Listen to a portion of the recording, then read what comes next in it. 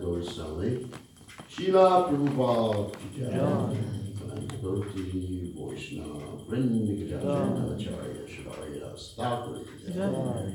Then say, Go Shri Krishna Chaitanya Prabhu Nityananda Sidwaita Gadadha Sivasati Gaur Bhakta Vrinda ki jai, Shri Radha Krishna Go Sayan Kund Radhakunda Giri Govardhan ki jai, Vrindavan ki jai, Jaram ki jai, Navadiptam ki jai, Jivadasami ki jai, Mai ki jai, Shimadulasi ki jai, Samaveda Bhakta Vrinda ki jai,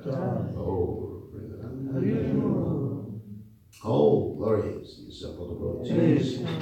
Oh, glory is the assembled devotees. Oh, glory is the assembled devotees. Oh, glory is to Shri Guru and Gauranga Srila Prabhupada. Okay? You got the devotees watching from Govardhan, so that's pretty good. The spiritual world are watching this. Okay, so today is a very special day in the Vaishnava calendar. Instead of going on to Srimad Bhagavatam, we will talk about these two great personalities, one of whom appeared today, that's Gopalbhatta Goswami, and one of whom disappeared, and that's Ramchandra Raj. So first we'll start with Gopalbhatta Goswami. So Om Namaha Timananda Shad Kananjana Shakya Jakshur Meditam Yena Tasmai Shri Gurve Namaha. So there's a very, very nice poem written about the six Goswamis of Vrindavan by Srinivasa Acharya. It's called the Goswami Astika. And I was going to sing it, but my throat's not good enough for it. But basically, Srila Prabhupada described, if you study this poem and song written by Srinivasa Acharya, you will understand what it means to be a sannyasi. So, of course, we're very familiar with certain verses, like Nana Shastra Vichara Nakin Vino, Siddhana Samstapako, Lokanami Karana, Shikune, Manyo Shamanya Karo, Mani Rupa Sanatano, Go, Shujiva Gopalako, that the Goswamis, their main service was establishing what we call Saddharma.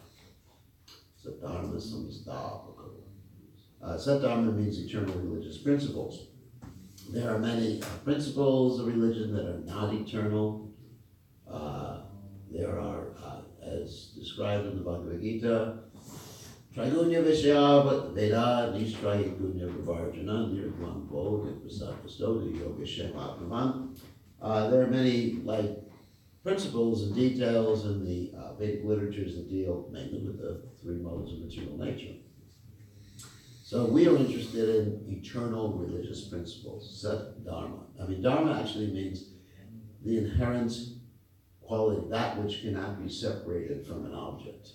Like Prabhupada gave the example of water and liquidity. You know, water is liquid, or fire and heat. So these are principles, this is what's called dharma. Dharma doesn't mean just duties, although it's sometimes translated as that. Like one could say, my dharma is to work in a railway station. But that's not really dharma. Anyway, so the six Goswamis, they studied all the religious literatures from all the different religions in the world, at least the prominent religions, and they established eternal religious principles. Welcome. Swarga too. So anyway. So Gopal Bhatta Goswami is one of them, and in order to do that, they resided in Braj. And in Braj, they executed many austerities, nijahara. They gave up eating, they gave up sleeping, and they were simply in ecstasy 24 hours a day. Hey Radhe, hey Vajradeva, hey Nanda Shuno Kuta. They were feeling separation, constant separation from Krishna, the mood, people along the seva. And they were saying, they were crying out, oh Radharani, oh Krishna, where are you? They never said, I saw Krishna today. Prabhupada said that devotee will never say that. Oh yes, I saw Krishna today, had a nice talk with him. He told me to go to Bhagavatam class this morning. But the Goswamis weren't like that. They actually were feeling this mood, when will I see Krishna? Great humility, as we were talking about last night. We gave a talk or discussion on the Shikshashtaka, and on specifically on Srila Prabhupada's translation of the last chapter of the Chaitanya Charitamrita, in which he talks about Lord Chaitanya's humility in relationship to the Shikshashtaka phrase. Anyway, so Gopal Bhatta Goswami, he was primarily engaged in putting together literatures about the Vaishnava behavior, such as the Hari Bhakti Vilas and other literatures. Anyway, so let's talk a little bit about the history of Gopal Bhatta Goswami. Gopal Bhatta Goswami appeared in a place in India called Sri Rangam. And of course, in Sri Rangam, that's where they worship Lord Ranganath in Vishnu form. And he's lying down. It's quite a big deity. He's lying down, and he encompasses, let's say practically all the way from this pillar, maybe to half of this way. He's lying down there in Sri Rangam. Sri Rangam, of course, was at the temple where Sripad Ramanujacharya was the Acharya many years ago. Sripad Ramanujacharya is the modern representative of the Sri Sampradaya, and even in the Sri Rangam temple you will find the body of Sri Ramanujacharya. It's been preserved, like mummified, and you can see him sitting there. We've been there many times. So Gopal Bhatta Goswami, let me describe a little bit more about Sri Rangam. Sri Rangam is actually like a Varnashram community, because we know in Varnashram there's different Varnas, Brahman, Kshatriya, Vaishya, Shudra, and generally the Brahmins live with the Brahmins, the Vaishyas live with the Vaishyas, Kshatriyas, etc. And so around Sri Rangam, it's described like an island, but it's not quite an island, it's an isthmus. That means there's a piece of land that goes out to Sri Rangam, it's surrounded by water. And each, you have the temple at the center, and around the temple, let's say the first circle of houses around the temple, that's where the Brahmins live. Then the second circle is where the Kshatriyas live. Third circle is where the Vaishyas live. Fourth circle is where the Shudras live, and the Mlechas live in the water. No, the Mlechas live somewhere else, not in Sri Rangam. So, Gopal Bhatta Goswami's father's name was Venkata Bhatta, and they lived in the Brahmin section. So once upon a time, he was a little boy, of course. Once upon a time, during the Chaturmasha period is the period where it's raining, generally raining a lot in India. So therefore, you have the rules and regulations for special austerities, because the sannyasis would have to remain in one place. And when you remain in one place, you start to get attached to things.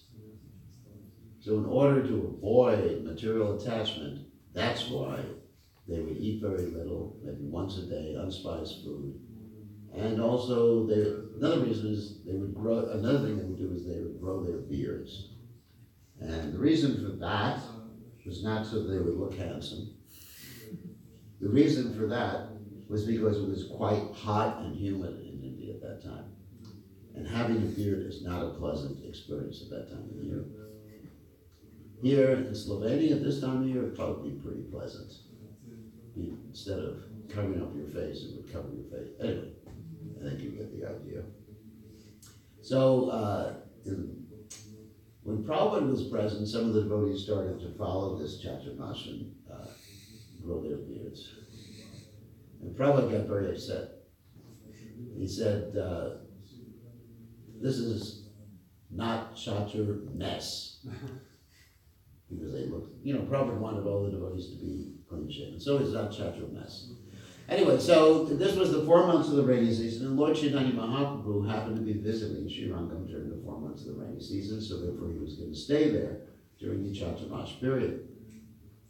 Now, one thing, apart from this story, is that Chaitanya Mahaprabhu was feeling so much separation from Lord Jagannath that he carved his own deities of Lord Jagannath while he was there, so that he would have deities of Lord Jagannath. And those deities are still there in Sri Rangam, and they're established in a temple opposite the house of Venkatapati, which is still standing there today. And there's a very nice temple, and actually there's a deity or a statue of Lord Chaitanya Mahaprabhu in front of the Jagannath temple, and there's a Garuda Stamba there. And it's in a very small area right in front of the house of Venkatapati on the other side of the street. So, anyway, I invite you all to come and visit when you get a chance. So, when Lord Chaitanya was there, visiting Sri Rangam, staying at the house of Venkatapati, he was having discussions with Venkatapati about the differences in Gaudiya philosophy, in other words, the Brahma Matra Gaudiya Sampradaya philosophy, with the philosophy of the Ramanujacharya followers, the Sri Vaishnavas. So during this discussion, he had some humorous encounters with him. So what happened is that Lord Chaitanya was joking with Venkatapati, who happened to be a follower of Sri Ramanujacharya, and they worship Krishna in the mood of Lakshmi Narayan, an all-reverent mood. And so Lakshmi is their deity instead of Srimati Radharani. So Lord Chaitanya was joking with Venkatapati. He said, why is it that Lakshmi, who's supposed to be so chaste, was performing austerities for many, many years to get Krishna's association with Vrindavan? She's supposed to be devoted to Narayan. However, what is she doing worshiping another guy? And then, of course, Venkatapati knew the answer to this. He said that actually, Radharani and Lakshmi, they're one and the same, just like we know. All the various incarnations of Krishna, such as Nishrina, Varaha, or the Chaturvyuhas, Vasudeva, Sankarshan, Pradyumna, and Aniruddha, they're all non-different from Krishna. They are exactly the same, just Krishna acting in different moods. So it's the same thing with the Shaktis, or the expansions from Srimati Radharani. So, Lord Chaitanya said, yes, I understand that. But why is it that Lakshmi, in spite of performing all of these austerities, was not able to enter into Vrindavan? And Venkatapati actually didn't understand the answer to that. And Lord Chaitanya explained that the reason is she was attached to her opulences. Now, let me explain that. It's not that she was attached materially to opulences, like we maybe get attached to material opulences, but she was attached to worshiping the Lord in a mood of awe and reverence. So that mood has to be given up to enter into Vrindavan. Because if one is simply on the platform of reverential worship, which is generally described as Vaidhi Bhakti, then one cannot enter into the mood of Vrindavan where everybody is very intimate and spontaneous with the Supreme Personality of Godhead. Now, as far as we are concerned, we should not give up the mood of awe and reverence and worship of Krishna and Radharani. In fact, Srila Prabhupada commented that when we worship the deities of Radha and Krishna, we worship them in the mood of Lakshmi Narayan. In other words, as God. You don't go up to the deity of Krishna if you happen to have Radha and Krishna deities and say, hey buddy, give me a madhu. Or you don't go up to the deity, if you happen to be a lady, and kiss the deity. That would be muchi, but not so plain. So you approach Krishna as God in an awe and reverent mood. Although the deity of Radha and Krishna, or the deities of Radha and Krishna are Radha and Krishna. They're not different than Radha and Krishna, but the mood is different.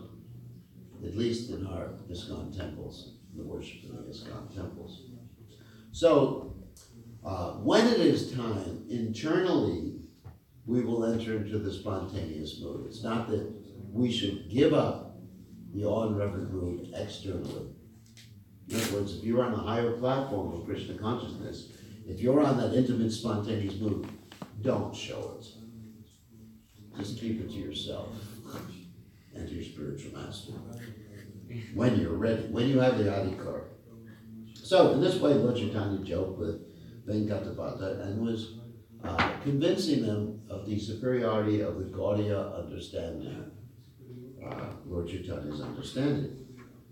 So after these 4 months, actually another point about entering into Vrindavan, Lord Chaitanya told Venkatapata that in order to enter into Braj, you have to follow or serve the lotus feet of the gopis. So he gave him that instruction. So gradually Venkatapata became convinced. And then Lord Chaitanya Mahaprabhu, also there was another, the uncle of Gopal Bhatta, whose name was Prabhupada Saraswati, was hearing at the same time from Lord Chaitanya. And later on he was a great Vaishnava. Later on went to Vrindavan and wrote many books too. So when Lord Chaitanya was getting ready to leave Srirangam, Gopal Bhatta, who was a little boy, started crying. Because Lord Chaitanya was very affectionate with Gopal Bhatta when he was in Srirangam. In fact, sometimes Lord Chaitanya would take Gopal Bhatta and put him on his lap, little Gopal Bhatta, and pat him on the head. Because Lord Chaitanya Mahaprabhu understood that Gopal Bhatta would actually become one of the Goswamis in Vrindavan and help with his mission in Vrindavan. So, Gopal Bhatta Goswami, or Gopal Bhatta at that time, had a dream of Lord Chaitanya Mahaprabhu as Lord Chaitanya was leaving. And in that dream, Lord Chaitanya revealed that he was Shyama Sundar. In other words, Lord Chaitanya appeared as Shyama Sundar. And he instructed Gopal Bhatta that when it's time, you should go to Vrindavan and serve Rupa and Sanatana Goswami. So externally, so we're talking about the dream first, but externally, Lord Chaitanya instructed Gopal Bhatta that you should stay here, that is in Srirangam, and serve your mother and father until they pass away. Now that's an interesting instruction, because we have other stories of other Goswamis in Vrindavan, specifically Raghunath Das Goswami, who was basically instructed by Lord Chaitanya Mahaprabhu to leave his mother and father. And the difference is that Raghunath Das Goswami's mother, or his father, was not a pure devotee of the Supreme Personality of Godhead. In fact, Lord Chaitanya Mahaprabhu, at one juncture, this story is in the Chaitanya Charitamrita, described Raghunath Das Goswami's father as like a worm and stool. That's not a nice thing to say about your parents. Worm and stool. even though he was a devotee, but because he was a devotee who was more interested, or interested to a certain extent, in material things too, which is interesting. And the reason worm and stool is used in this particular context is that when you have a worm and the worm is in the stool, you pull him out of the stool, what does he do? Anyone know? Goes back. That's his prashadam. So the point is that right now, at least previously, we were all worms. Not all of you, because you're all great Vaishnavas, but most of us were worms in stool. And, Lord Chaitanya Srila Prabhupada pulled us out of this morass. And sometimes we have the desire to jump back in. And so that's bad. That's bad. So, because they were Sakama devotees. Sakama devotee means a devotee who wants some material thing and is devoted to it at the same time. So we should attempt to be Nishkam devotees. That means devotees without any material desire to please Krishna.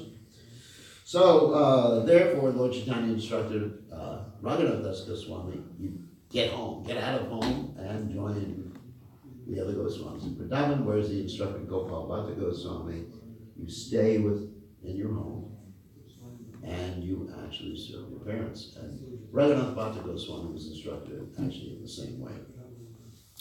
And Rupa Goswami and Sanatana Goswami, of course, they renounced everything.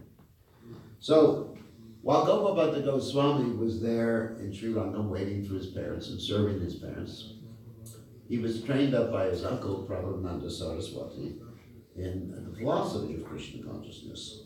Prabhupada Saraswati was a sannyasi, and Gopal Bhatta always served his parents. His parents passed away, and they ordered him to join Lord Chaitanya Mahaprabhu in Vrindavan. And when he got to Vrindavan, Rupa and Sanatana Goswami accepted him like one of their brothers, and they sent a message to Lord Chaitanya Mahaprabhu. This is a very important part of the story, that Gopal Bhatta has now arrived in Vrindavan. So what happened, Lord Chaitanya Mahaprabhu sent back some remnants of his clothes, particularly his kopina, outer garments, and his seat, so that Gopal Bhatta Goswami could worship his items of clothes. Actually, that's the fact that one can worship any item that is used by a great pure devotee or by the Supreme Personality of Godhead. That's why sometimes when the deity clothes get old, the devotees either buy or take the deity clothes or wrap the deity, portions of the deity clothes around their wrists. Isn't it? This is from Prabhupada Samadhi. Prabhupada Samadhi, yeah. I got one too. It's not on me now. So anyway, so by wearing that, you become free from sins. By wearing the remnants of the Lord. The only type of remnant that you're not allowed to wear, can anyone guess what type of remnant you're not allowed to wear? Of course, you can see what I'm pointing to. The shoes. You can't wear your spiritual master's shoes or Krishna's shoes. But you could, make a sweater or any item of clothes. Of course, if they're a sannyasi, you shouldn't put on their sannyas dhoti. Some of the classes go walking around with sannyas dhoti. That's my guru's friend. That's not appropriate either. So Lord Chaitanya Mahaprabhu instructed also Gopal Bhatta Goswami to worship Radha Shamsundar. And Rupa Goswami at that time also had a dream that his deity Govinda wanted Gopal Bhatta Goswami to be the Pujari. So Gopal Bhatta Goswami became the Pujari of Govinda Dev for some period of time. Then Gopal Bhatta Goswami had the inclination to go and get some Shalagram Shilas. So he went to the Gandaki River, which is right now in Nepal, and he returned to Vrindavan with these 12 Shilas. Now, when he returned with the 12 Shilas, he exhibited great humility, and he was thinking, I'm actually not qualified to worship Shalagram Shilas. But that's great humility. Nowadays, of course, I find devotees, even without the permission of their spiritual master, or against the order of their spiritual master, are worshiping Shilas. Many people, unqualified people, worshiping Shilas, they take Shilas, and then they find out they can't worship them, and even they put them on the internet for sale. There's this particular internet site called eBay. Anyone's heard of it? Just type in Shalaram Shilas. You will find so many for sale. Of course, sometimes people put fake Shalaram Shilas on it. So people should not be worshiping the Shilas unless they get permission from their spiritual master, unless they're actually qualified, unless they're Brahminical. So, following the example of Gopal Bhatta Goswami, who was greatly humbled, we should think that we're unqualified. So Gopal Bhatta Goswami thought, I'm unqualified, so I better go put these Shilas back in the river. So he went back to the Gandaki River, put the Shilas back in the river, thought, I'm not qualified. And guess what happened? The Shilas jumped back into his hands. So he did that again, put the Shilas back, jumped back into his hands. So then you're supposed to worship the Shilas. That's the test. That happens, no doubt about it. So then he went back and established the worship of the Shilas there in Vrindavan. And as he was worshiping the Shilas, he felt a little transcendental envy of some of the Goswami godbrothers. And he was thinking, I would like to have a deity to dress too. So the Shilas you really can't dress. I mean, you can put little crowns on them, you can decorate them in different ways. But, to make clothes, outfits, and things like that, it's really not done with the Shilas.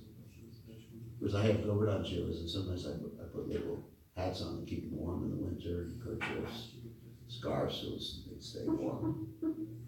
And some of the nice devotees that make jewelry for my Shilas. Anyway, so he was thinking, I want to dress, regular deities. And even to encourage him in that particular mood, one rich man, Jai, one rich man came by and he gave him cloth to make clothes with for the deities. And he was thinking, what's happening here? So then he took rest, woke up the next morning, and one of the Shilas had become a deity, Krishna.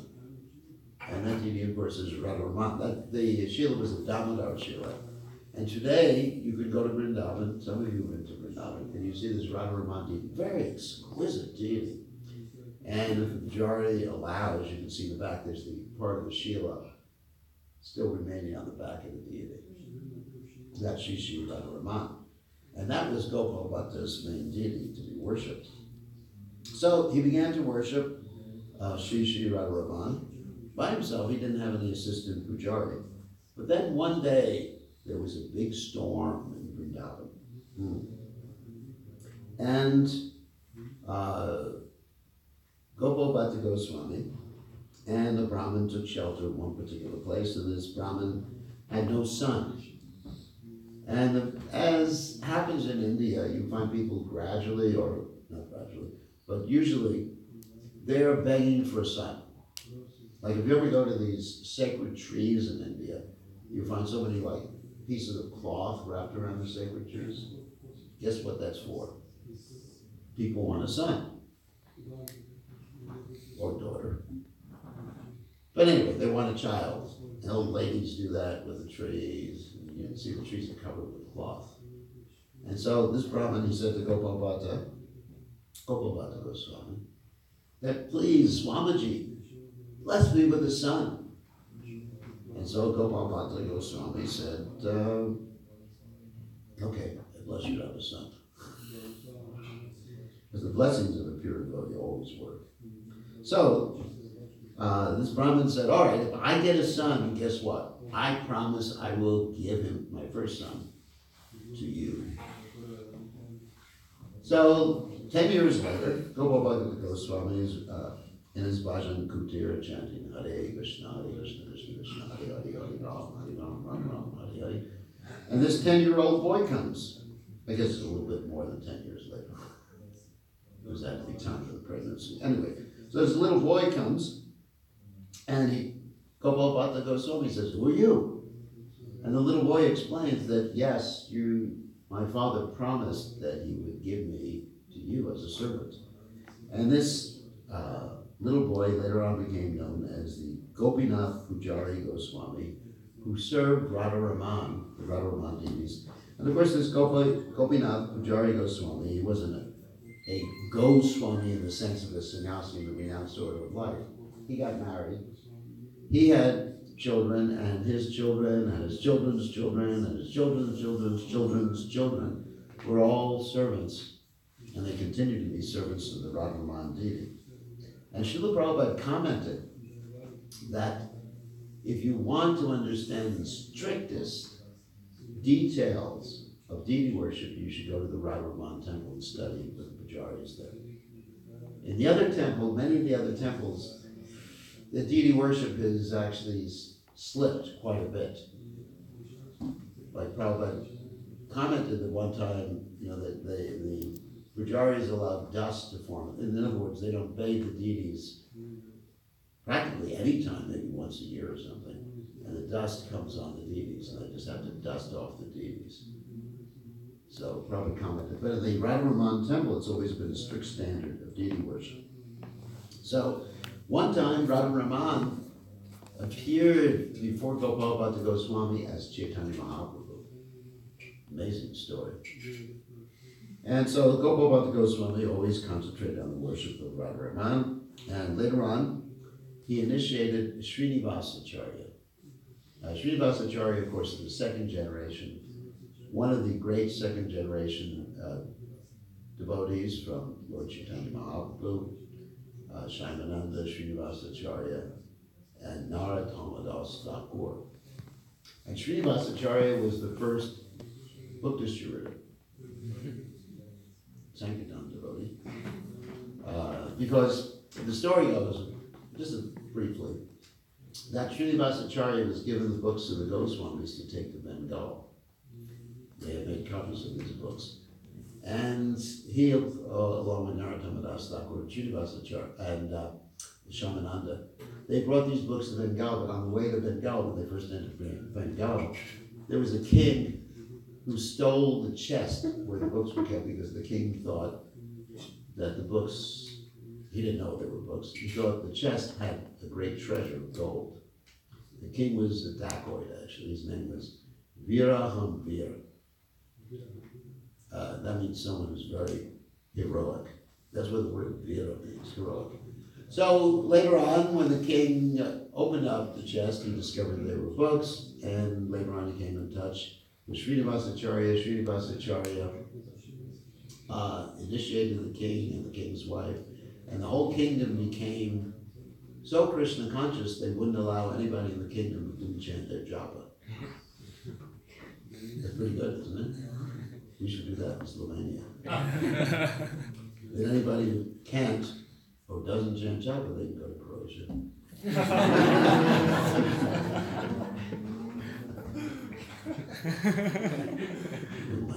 Anyway, so that's what King Viraham Vir did. And so he was the disciple of Srinivasacharya, who was the disciple of Gopal Bhatta Goswami. So Gopal Bhatta Goswami was known for the composition of the Hari Bhakti Vilas.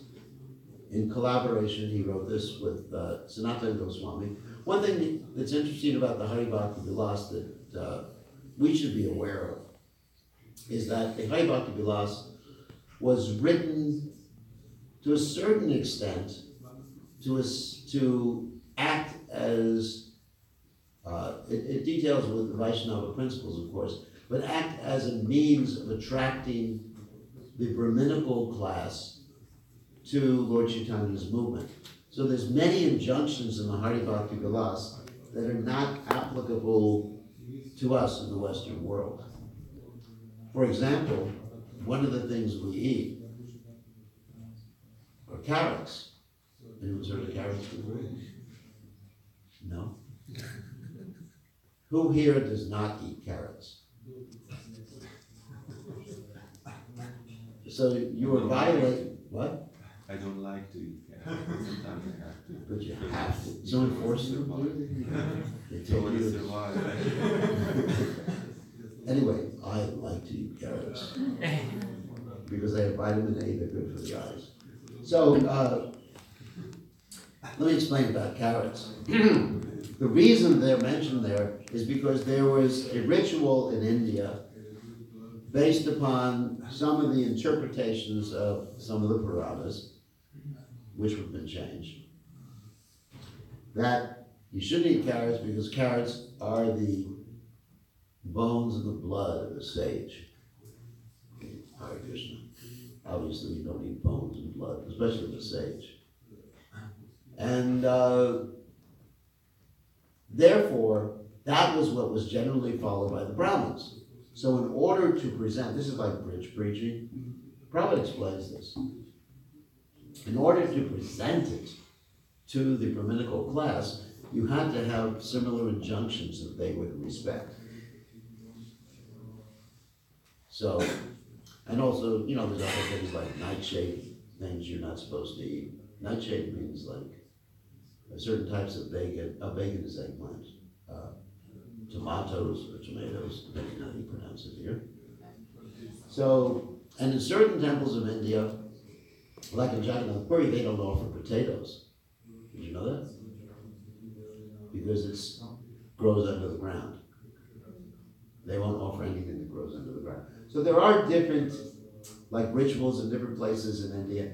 And when we're in those places dealing with people who follow those injunctions, we should follow the injunction too. Otherwise, people will disrespect us. So many of the injunctions, Prabhupada mentioned, this is right from the Chaitanya Charitamrita, that many of the statements in the Haribhakti Vilas were influenced by smarta conceptions. The reason being that you had to follow the general principles that the intellectuals, the Brahmanas, were following there to be respected. That's, many things we do are for preaching. For example, we wear this type of dhoti, the sannyasis, for preaching. Because this is not traditional Vaishnava sannyasa dress. The traditional dress is, we described this the other day, it's like a lungi or a gamsha, white lungi, white gamsha.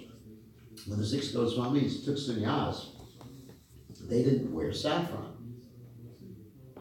In Bhaktivinoda Thakur's book, Jivadharma, when this sannyasi actually, he was a Mayavadi sannyasi or Brahmavadi sannyasi, who actually became a Vaishnava, he changed his dress to Vaishnava dress. He gave up his saffron. So the reason we wear saffron is for preaching. Simple. It's for preaching. So we have to do, like Prabhupada said, utility is the principle. Purity is the force, of course, which is the basis. Preaching is the essence. So we sometimes have to adjust certain things, but Prabhupada himself liked carrots. In fact, Prabhupada came up with special carrot dishes on the Kadasi. Does anyone know what that dish is? Carrot halva. So, Hare Krishna. Anyway, so that's why we understand how to apply the injunctions in books such as the Hari Bhakti Vilas through Srila Prabhupada, who was our Acharya. It was good enough for Prabhupada, it's good enough for me. And I like carrots anyway. So actually Gopal Bhatta Goswami also was responsible for the 6 theses, which later on became the Shat Shandarbhas written by Jiva Goswami. Actually, he originated the concept of the Shat Shandarbhas, and Jiva Goswami worked on it and just refined it. Gopal Bhatta Goswami also wrote a commentary on the Krishna Karnamrita by Gopamangal Thakur. He wrote the Satkriya Deepika, which are the samskaras for grahastas. Samskara means reform. Sometimes understood as meaning reformatory practice, sometimes it means an impression. Basically, it means impression. Doing a particular practice to create an impression on someone's mind and subtle body and spirit. Also wrote the Samskara Dipika, which is also the samskaras for sannyasis and the names of sannyasis. And his ontological position, that is position in Krishna's pastimes, was Ananga Mandri or Guna Mandri. Actually, there's two different opinions. And he was in this world from 1503 to 1578. That's Gopalbhatta Goswami. Okay, and then just a few words about Ramchandra Kaviraj. We're not going to speak a lot about him. But Ramchandra Kaviraj was an eternal associate, eternally liberated soul, Nityasiddha devotee, disciple of Srinivasacharya.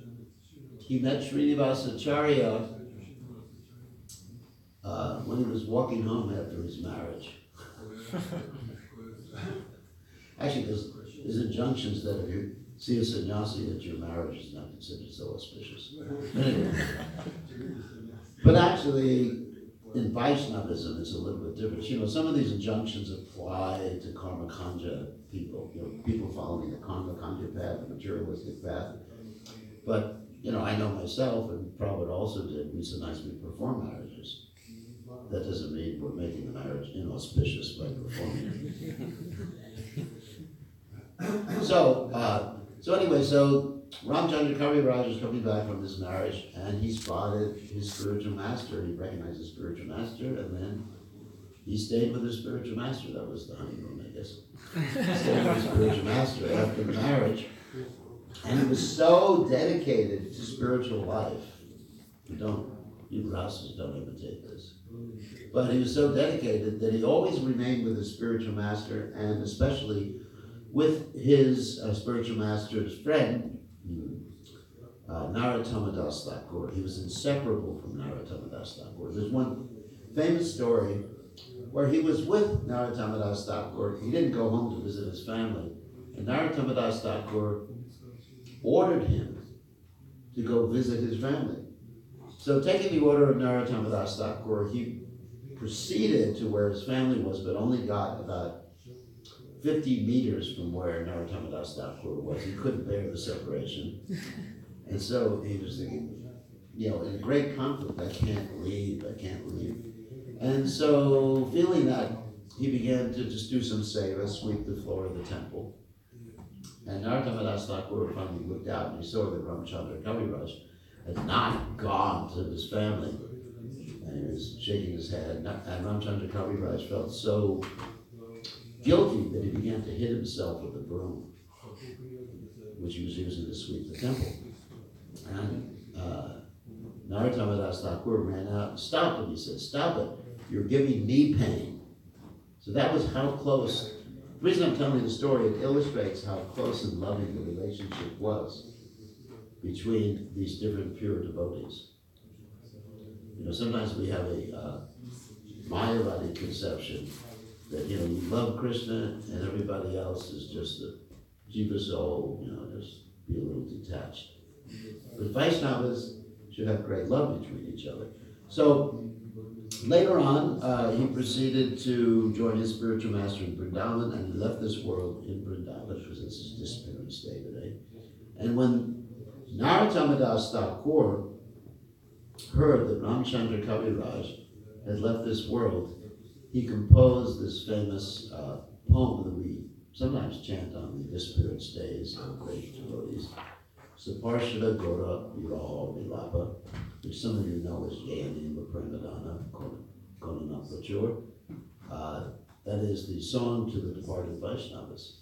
So that's how close their relationship is.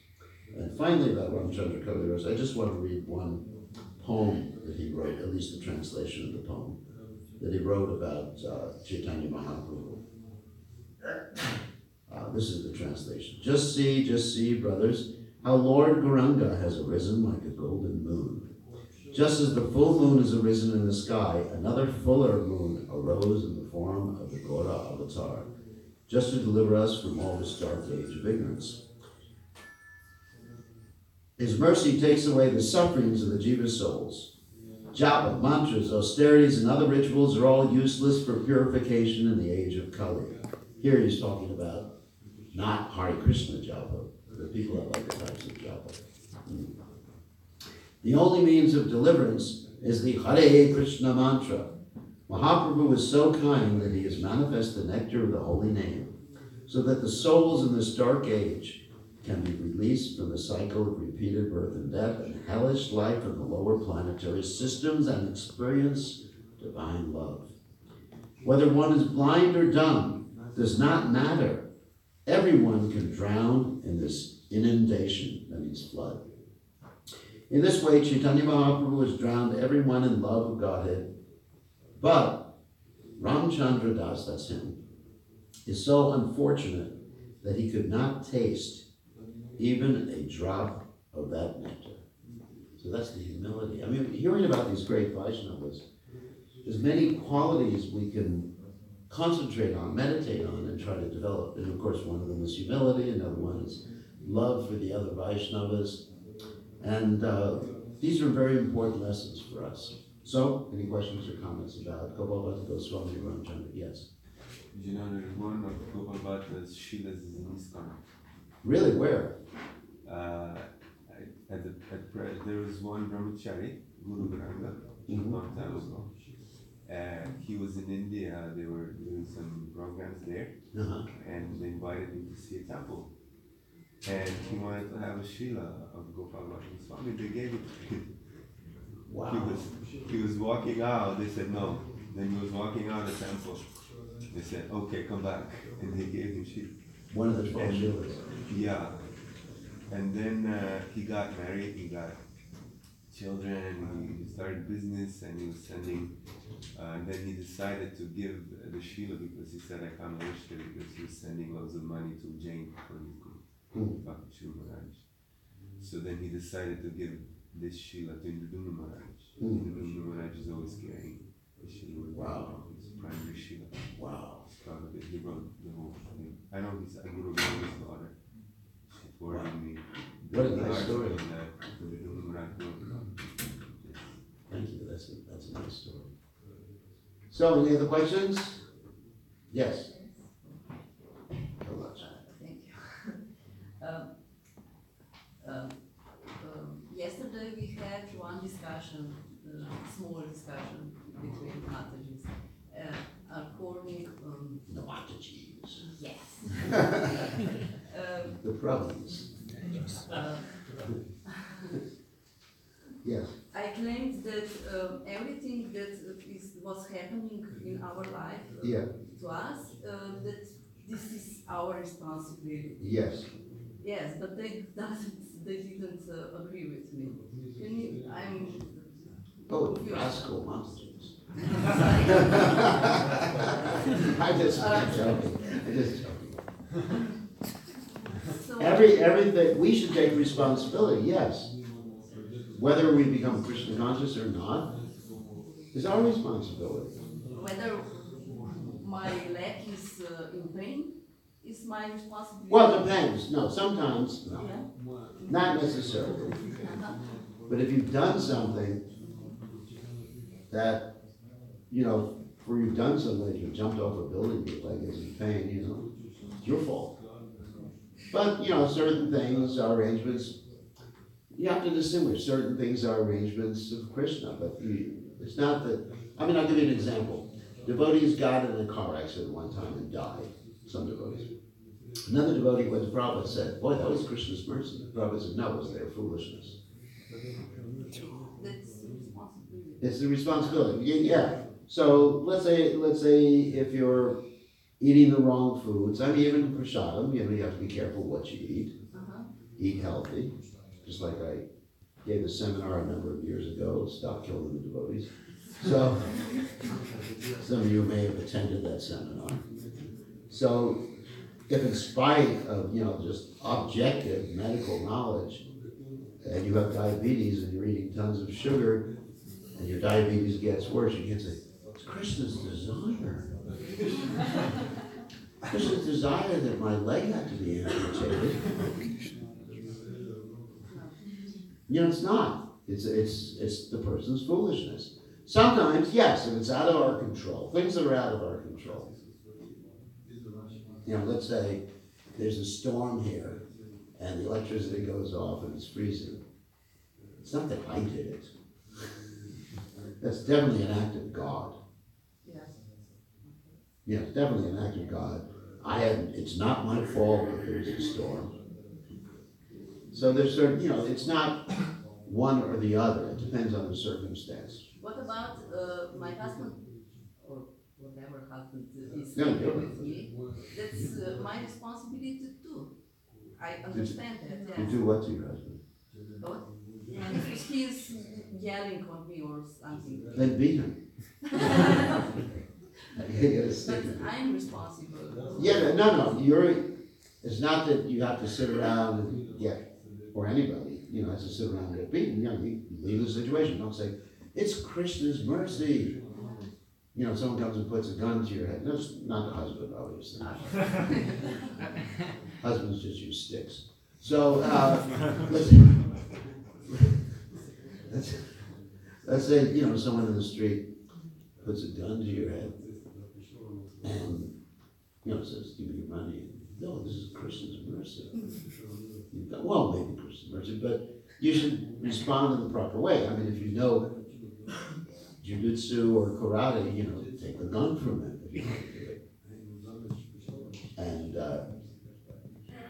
give him the money to get rid of him, you know. Don't think, you know, this is Krishna's money, I have to protect it. And if he shoots me anyway, that's Krishna's mercy. You know, there's nothing you can do to get out of the circumstance. So you have to use your intelligence. It's not that everything that happens is Krishna's mercy. A lot of things are our foolishness. Okay, I understand, like action, reaction. Yeah, I mean, there's the laws of nature. Yes. I mean, we're devoted, or you're devoted. And we don't have karma, because, you know, once you chant Hare Krishna, there's no karma. But you can still do foolish things where you get reaction for it. There's certain laws of nature. If you eat too much sugar, maybe you get diabetes. That's a law of nature. It has nothing to do with karma. Nothing to do with karma. It's just like jump off a building, you break a leg. Even if you're a pure devotee, it happens. You say, what? Why didn't Krishna protect me? Well, he protected you by giving you the intelligence not to jump off the building. That's how we protect. You know, Krishna gives you intelligence too. And if you don't take that intelligence, then you haven't taken Krishna's protection. So anyway, so each and everything that happens, basically you should analyze whether it was your fault or you could do anything about it, or just like, it's Krishna's. Definitely it is not Kali Yuga. It is Kali Yuga. Yes, it is Kali Yuga, but Haven't you discovered that yet? Okay, it's not because of Kali Yuga that my leg is. Yeah, maybe because of Kali Yuga, you know, the bodies don't function so well anymore. Yeah, that may be an effect of Kali Yuga, that's true. But it also may be because you did something to hurt your leg.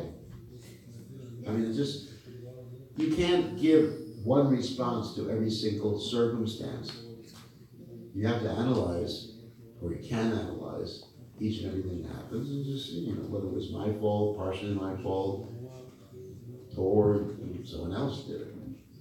But, you know, you see Krishna everywhere. Certainly you do see Krishna everywhere. Krishna says in the 6th chapter of the Gita text 30 that one should see Krishna everywhere and everything, and you won't become lost to Krishna. That's true. But that doesn't mean that you blame Krishna for every single thing that happens. There's a little bit of difference. A lot of difference. Okay? So, I just wanted to add, because of this conversation, that she is blaming herself about everything. no, it's that you're not to blame for everything. Yes, not she do one step and she immediately, it is my fault, no. No, actually, okay. Okay, Michael G's. Okay. So, anyway, the main thing, to be loving, if you're not loving with each other, it's not Krishna's fault, your fault. You don't love each other. So, anyway, just everything is different. Everything that happens is different. It's not, my fault is not, you know, I don't have to take the responsibility for everything that happens to me. A lot of things, Krishna, yeah. The Prophet Muhammad said something very in this connection. Pray but tie your camel. Tie your camel. Yeah, pray that's but tie your good. camel. So it's like. And we say, pray but take the keys out of your car. Yeah.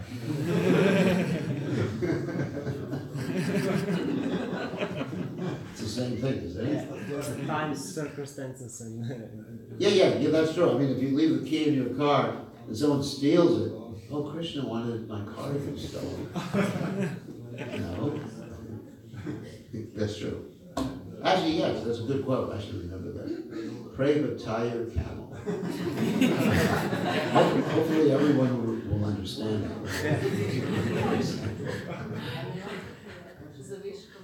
Maybe they're thinking camel cigarettes or something. So any other interesting points or pizza cheese? Not the cheese. When Srinivas, Shyamananda and Narottam went to Sankirtan, right? And I heard that Chaitanya Charitamrita was at the bottom, the first, and then at the top. Yeah, I've heard that story. I don't know where it comes from. You know, I've read the Bhakti Ratnakara, I've read all the Narottama Vilas, and I haven't read any of those books, but, you know, maybe it's true. Maybe. Maybe it's true, I It's don't know. possible it's from Satyaj's book. Satyaj's book, but, you know, a lot of those are stories. You know, like you read about, it's interesting, sometimes you go around Vrindavan and you hear this story, that story, and you say, where's that from? Well, I heard it in the village. So, you know, I don't know, maybe it's true, maybe it's not. I just haven't read it myself. In one of the original source books, like the Narottama, I've read practically every book about Srinivas Acharya, you know, original books I get my hands on. Because I found Srinivas, Narottam, and Shyamananda to be quite like attractive and interesting. Their history is really interesting. You know, how they carried out Lord Chaitanya's mission. You know, Narottam Das Thakur, Shyamananda went to Orissa. You know. So, I haven't read it myself, but could be. So, any other questions or comments or problems? Yes? What are our dreams? Do they have any meaning, or is it just What is what? dreams? Dreams. Oh, dreams can sometimes have meaning, like if the spiritual master appears in a dream,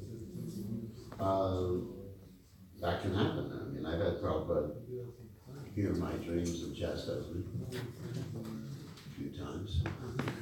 So, but one has to confirm whether it was actually, like say, Krishna, the spiritual master,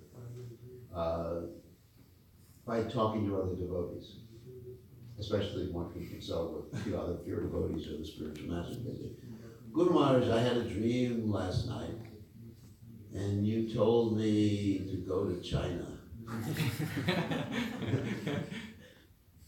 So what should I do, Guru Maharaj? And Guru Maharaj will say, well, I wasn't there, you know. And you say, but in the dream you told me this. And Guru Maharaj says, no. He said, but Guru Maharaj, how can you disagree with yourself? So then you have Guru Maharaj is having an argument with himself. So you have to be careful about dreams.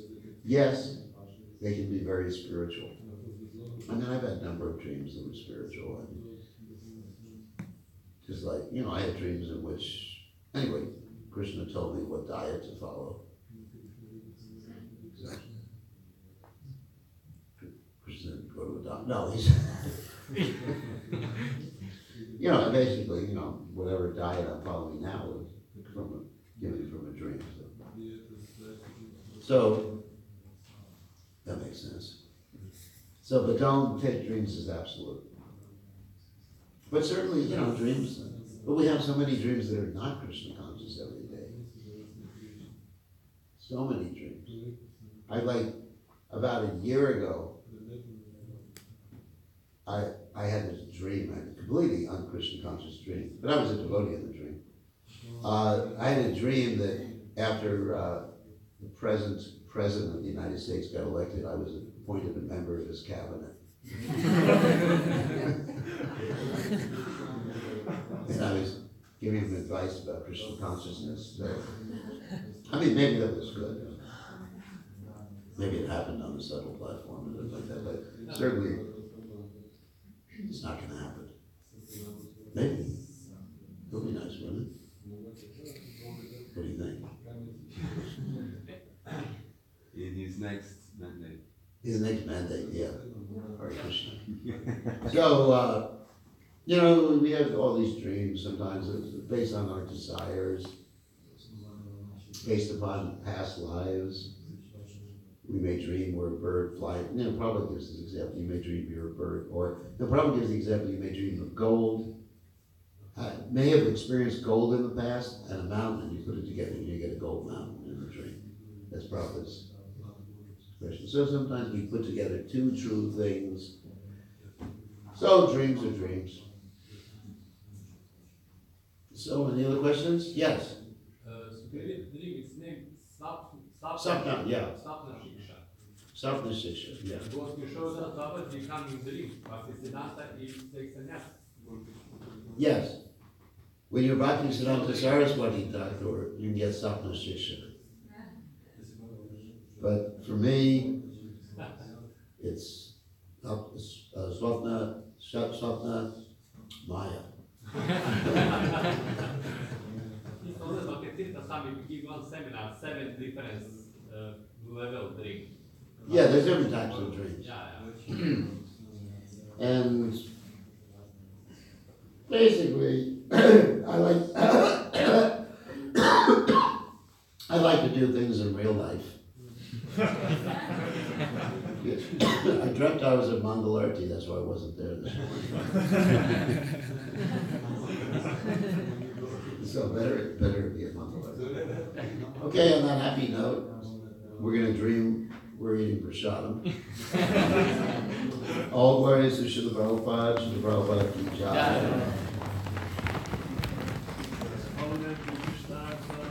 Srila Prabhupada ki jai.